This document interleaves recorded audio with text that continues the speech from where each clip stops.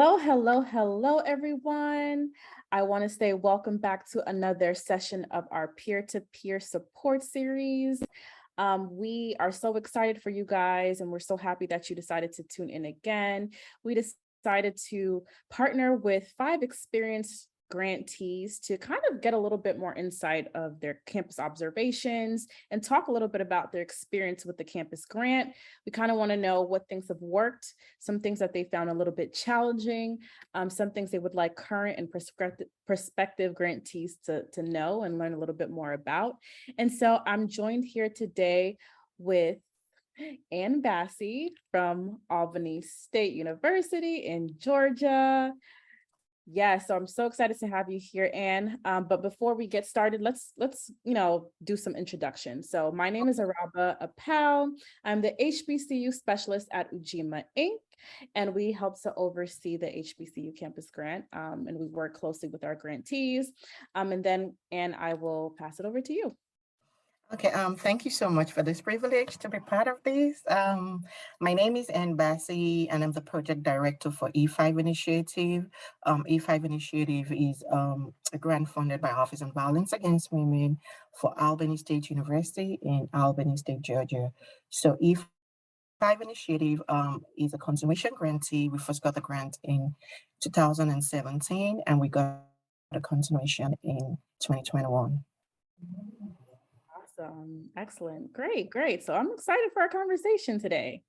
All right, let's dive in. So we want to know, what has been your experience with campus programming during the current grant cycle, and how or have you been able to co-collaborate with any particular organizations?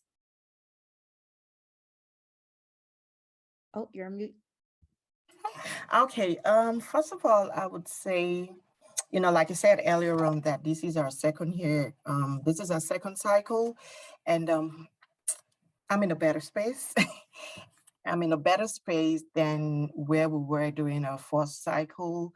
Um, it's been a long time coming. It's been working with different people. I've had a lot of turnovers, but most importantly, I've had fantastic and colleagues, administration that have been in so much support of the campus grant program. I've been able to collaborate with quite a number of departments on campus. And recently with a new cycle, like I said, being in a better space, having more experience, knowing what the program requirements are, to meet the statutory requirements.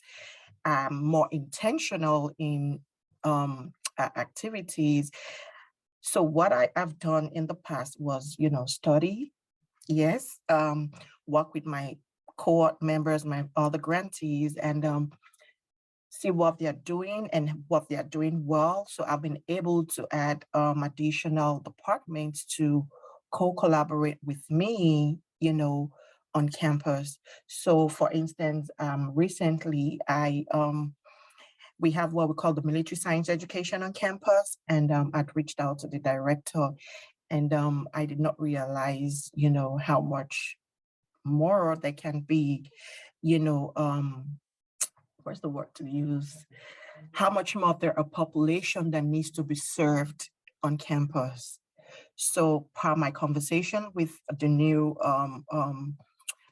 partner, we have students that are veterans. We have students that come from veteran homes that have been victims or that grew up in a domestic violence abuse home, or they are in a sexual assault, sexual abuse home.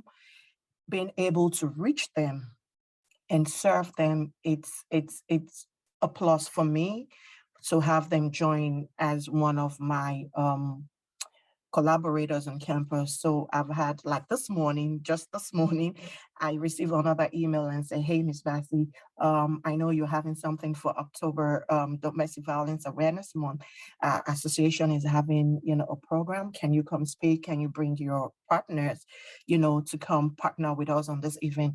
So those are the things that, has made E5 Initiative a household name on campus. So yes, I'm open to a lot of co-collaboration on campus. Awesome. That's great to hear. And speaking about collaborations and programming, we know that also can come with some difficulty considering how a lot of this has been out of a pandemic, right? And now that we're in might I say, post-COVID era? Hopefully, right? Things are Yeah. looking better, so we hope it's a post-COVID era. But we're really interested in learning about what does engagement and outreach currently look like for you, and how have you been able to navigate post-COVID? So post-COVID, as many may know, Albany was in the news. Albany was pretty at the onset of the pandemic. The numbers were very bad, the deaths were very bad. So, having to change the dynamics of delivery from in person to online was a big challenge with regards to the campus grant, program being used to in-person activities, in-person classroom visits. So having them, transition to an online was quite challenging. Did we succeed? Yes. Did we 100% succeed? No. But post-COVID now, everything is open up. People are willing to have you in their classrooms because in the initial post-COVID, the way Albany State was structured was like an hybrid learning environment where the classrooms were not filled with students. But right now, everyone is back on campus. Everything is going, as it used to be. So with the support of the administration, I can go back to classrooms. We can have events. We um, we have turnovers. Let me just put that out. We've had turnovers, and having worked with someone and say, "Hey, this is our plan. This is what we're going to do X, Y, X month," and then next thing they've left the institution. So you have a new person. You have to start working and training. And having all that. But in terms of prevention education, I would say the ongoing online prevention education is we did have a challenge. Because students were not completing the online module. But now post-COVID, we can actually go into classrooms and have them take those, you know, prevention education programs in class with the support of the instructors. We have Don't Cancel Class. Now, like I said, everything is going back to normal. Some faculty members have conferences they have to attend. They have emergency issues, so they contact us and say, "Hey, I won't be around. Can you come use my class time?" So we also have the climate survey. We do climate survey every semester. So now we can actually go into the classrooms and have we're still not giving out papers. So the climate survey is still online. The only thing we did was to have the climate survey in a QR code. So when we go to class, the instructor will say, "Hey, how long is the survey? 30 minutes, 20 minutes." So we just pass out the QR code and have them, complete the climate survey via the QR code. So there's no touching, there's no everything is still online. So I think pretty good. We're moving past COVID, and I hope it stays the same. Well, awesome, awesome, awesome. That sounds great. And you know what? You spoke to a few challenges with, I think a lot of higher ed institutions can, relate to the turnover and, having to train and just so many different things that you have to navigate, right? And so Yeah. with this next question, I want you to be as honest as possible. Okay. That's a space of learning, it's a space for growth and sharing out, right? Mhm. So my question to you would be, what are some things you wish you knew before becoming a grantee, and how would you advise incoming grantees?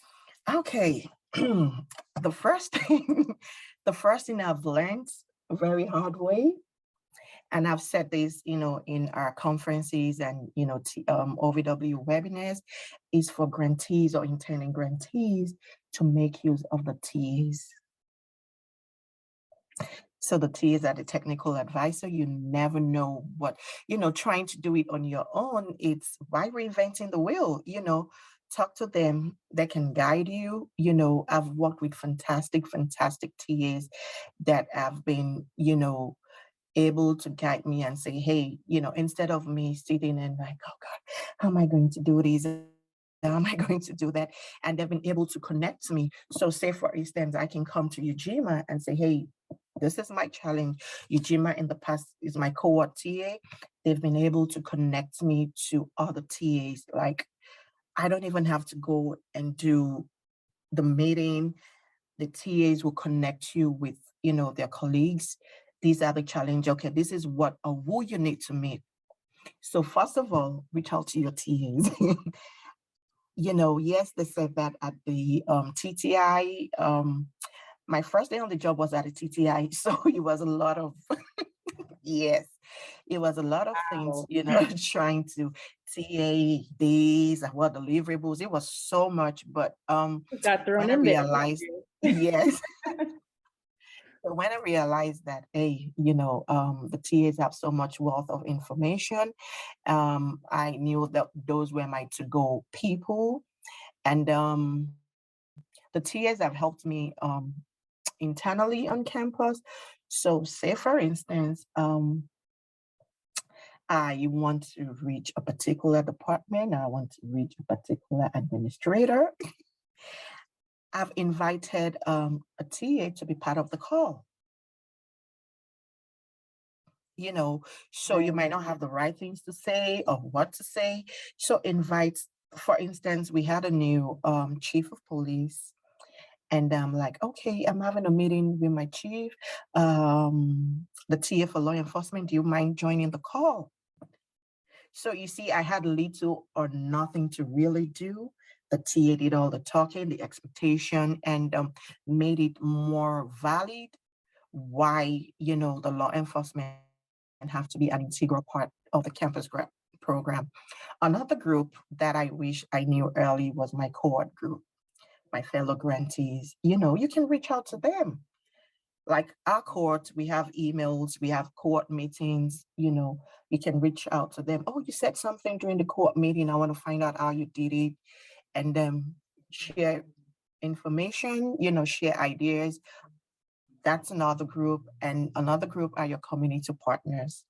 Your community partners, you never can tell. Yes, your institutional partners will have to, but your community partners are willing to go an extra mile, and your community partners are willing to invite additional partners that you did not even think of. So those were my three, resources I wish I knew way ahead of time, but I'm in a better space. Oh, well, I'm glad to hear you're in a much better space. That's definitely the goal is, you might not start out there, but you're going to get there eventually. So I thank Yeah. you for sharing that. I'm pretty sure a lot of people would be able to, have some great takeaways from that. Well, so, we talked about some challenges, some areas of growth. And I think, in this conversation, what's important to also identify is are always going to be areas for education, right?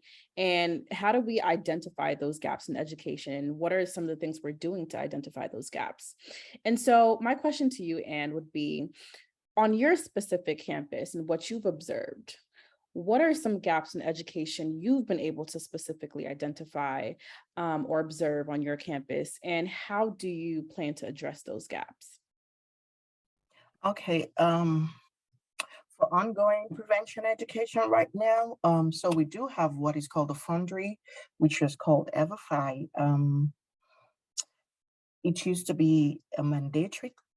It was part of what we call the FYE ASU 1101, where it's mandated for every, was mandated for every incoming freshman transfer students to take. You know, it was part of your degree works. You have to take it. But I would say for, I think, last year, prior to now, for last year, it wasn't mandatory. So yes, students are still willing to take the class, but um, there was no price. So students didn't really consider it as, oh, something I have to do because the foundry model was part of the FYE class. So for previous years, pre-COVID, what I used to do with the Title IX coordinator was to go into the FYE classes. We had a list of every FYE instructors. We had meeting with the FYE instructors on why, they need to have um, to complete this module, and we would go into the classroom, like I said, use your class time to complete this module and, go to clubs, go to events, or just random class visits. The gap is the administration needed to do something because the numbers were not looking good. And then when there's an incident or when you go into a classroom and you ask them, do you know what consent is? Do you know what this is? Have you completed your ever $500? What's that? So what I've done, spring, fall, I've been fighting tooth and nail for them to make it, to put it back in the FYE class, which has been put back into the FYE class. I had a meeting with the FYE director last week and I said, hey, we need to do something. How can we make, the students complete, the training? Oh, Miss Bassey, we're trying our best. We did this. And one of the directors said, you know what, Miss Bassey, we have a field trip coming up. So we have a field trip and we ask them, for you to go, is a field trip. Of course, you're going out of campus. You have to complete the EverFi module.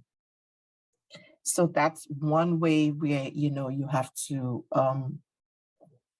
stylishly enforce it, since there's no policy that says, you must complete the module. But that's for the module. For other prevention education program, I've been partnering with my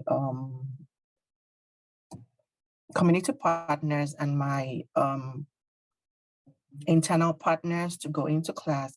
Everyone is more intentional about the message because, each year you see different freshmen with cuts across different specs of life and, whatever they're coming with.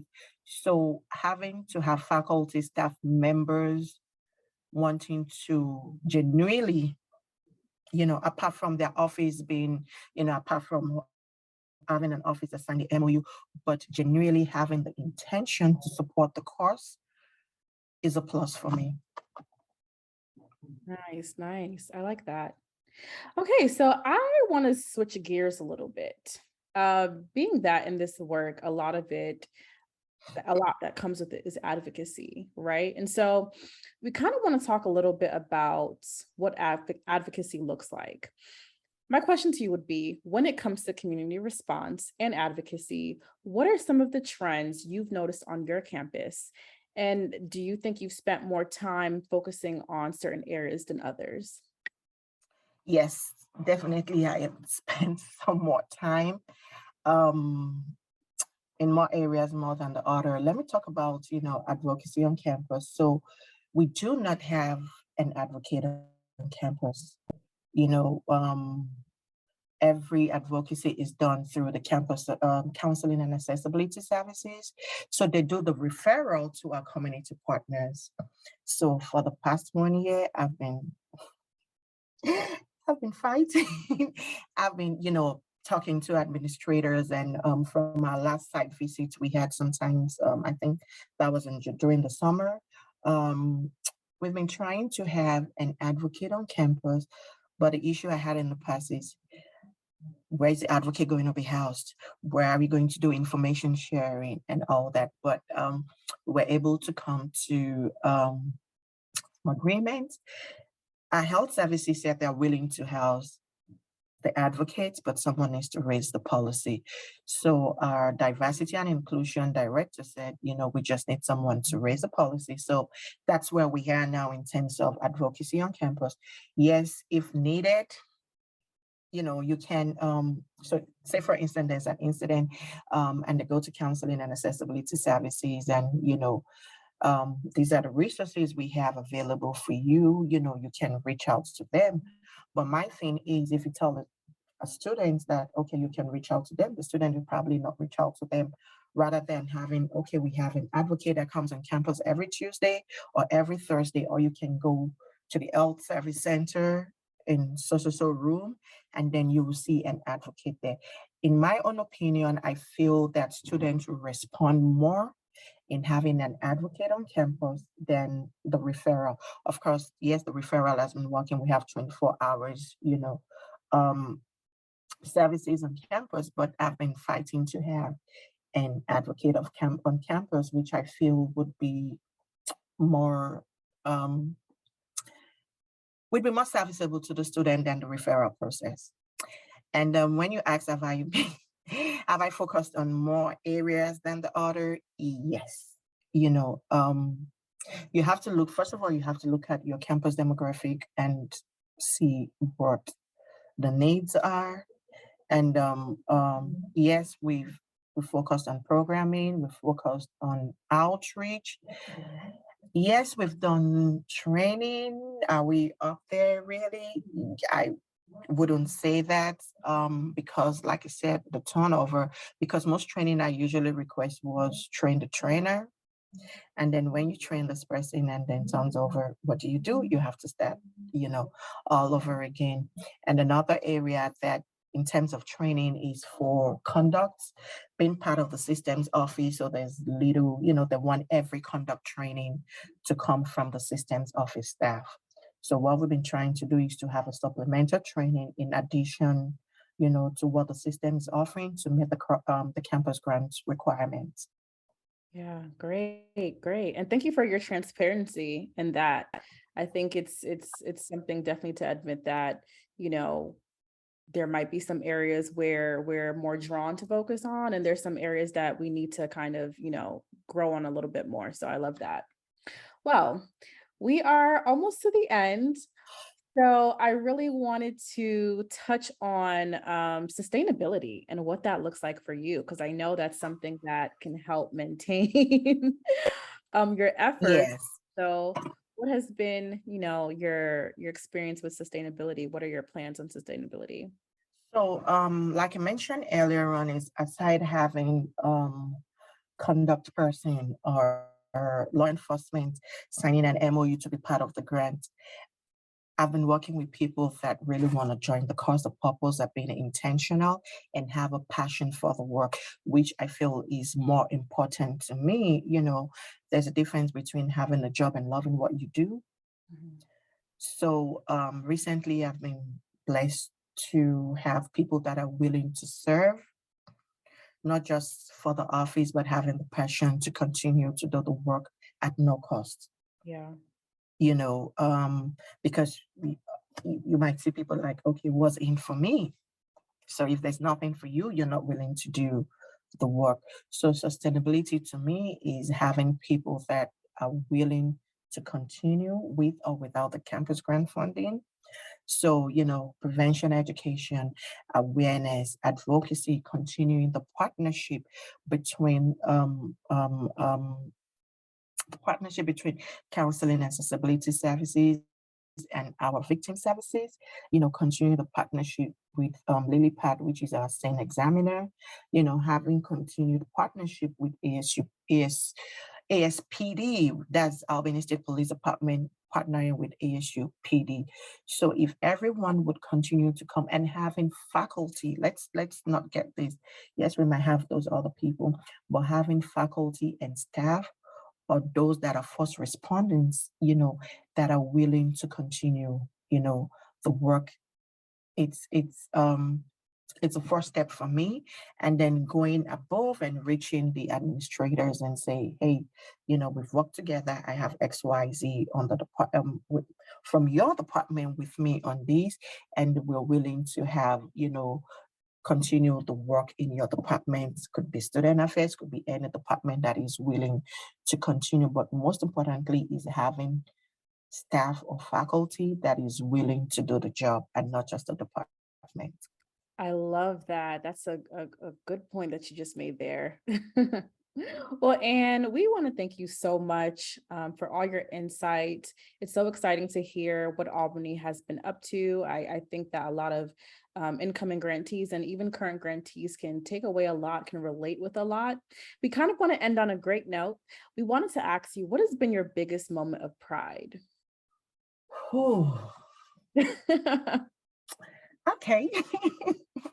My biggest moment of pride was sometime this March, when I partnered with ASUPD, that's Albany State Police Department, and we had what was called the Chief Chalk and Pearls.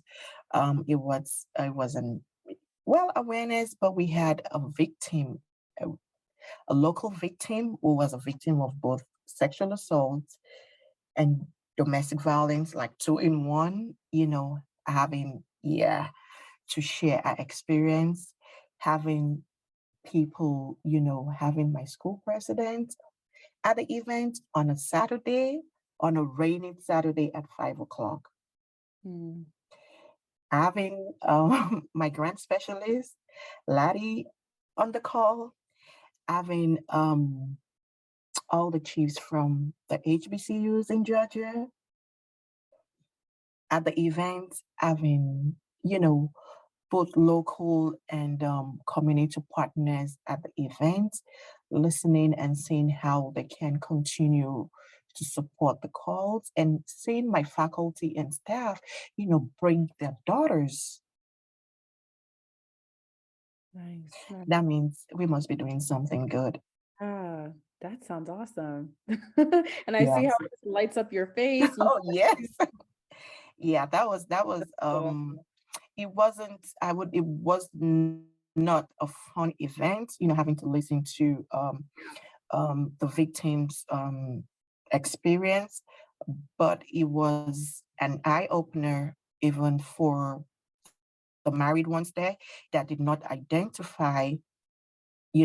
Many people, yes, we may not believe it, a lot of married people in domestic violence does not really still identify some things that are considered abuse, because a lot of people still consider physical abuse as just abuse.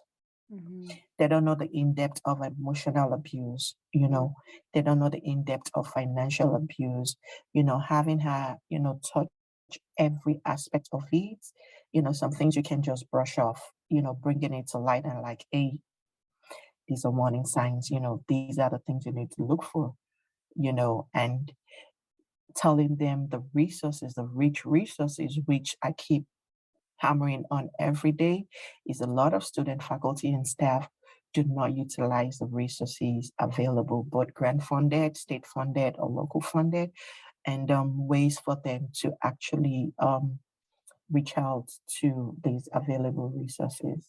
Yeah, yeah. Awesome. Well, that sounds awesome. I love it. And thank you so much. And there, folks, you have it. Another one of our the trainer peer-to-peer talks with our very experienced grantee. And so we hope that you stay tuned and join us for more. Thank you so much for having me.